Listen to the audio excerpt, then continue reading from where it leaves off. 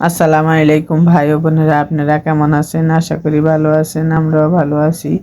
দেখুন, আজকে আমরা মূলা দিয়ে ডাল দিয়ে রান্না করব। প্রথমে মূলাগুলো আমরা ছোট ছোট করে কেটে নিয়েছি। ডাল আধা ঘন্টা আগে ভিজিয়ে রেখেছি। পেঁয়াজ, কাঁচামরিচ, রসুন বাটা আর ধনেপাতা কুচি করে নিয়েছি। প্রথমে পাতিল বসিয়ে আমরা পেঁয়াজ কাঁচামরিচ দিয়ে দিলাম, দিয়ে একটু ভেজে তারপর রসুন বাটা দিয়ে দিলাম।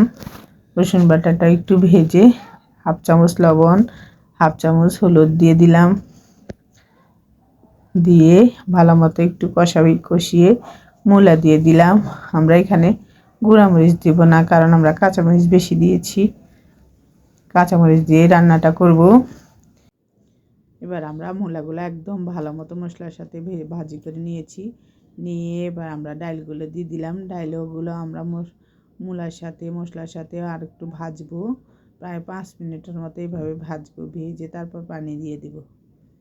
আমাদের চ্যানেলটা সাবস্ক্রাইব করে দিবেন, লাইক করে দিবেন, শেয়ার করে দিবেন, ফেসবুকে ফলো করে দিবেন। দেখুন, এবার আমি পানি দিয়ে দিলাম। এভাবে মূলাটা আমরা রান্না করতেছি। দেখুন, এবার ঢাকনা দিয়ে দিব।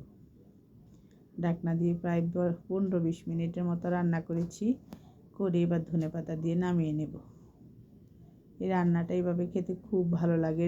আপনারা রুটি দিয়ে, তারপরে যাই ভাত দিয়ে, সব কিছু দিয়ে খেতে পারবেন।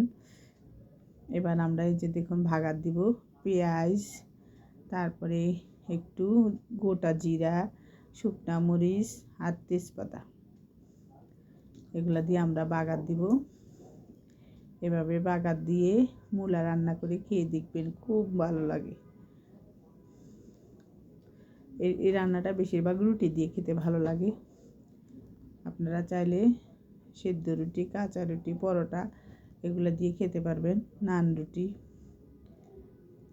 জিরা দিয়ে বাগার দেওয়ার কারণে এই যে মূলার যে একটা গন্ধ, এটা চলে যাবে। দেখুন কত সুন্দর হয়েছে। এভাবে আপনারা রান্নাটা করে আমাকে জানাবেন কেমন হয়েছে। আর ভালো হলে আমাদের চ্যানেলটা সাবস্ক্রাইব করে দিয়েন। আজ এ পর্যন্ত। আল্লাহ হাফিজ। আপনারা যে যেখানে আছেন ভালো থাকেন, সুস্থ থাকেন।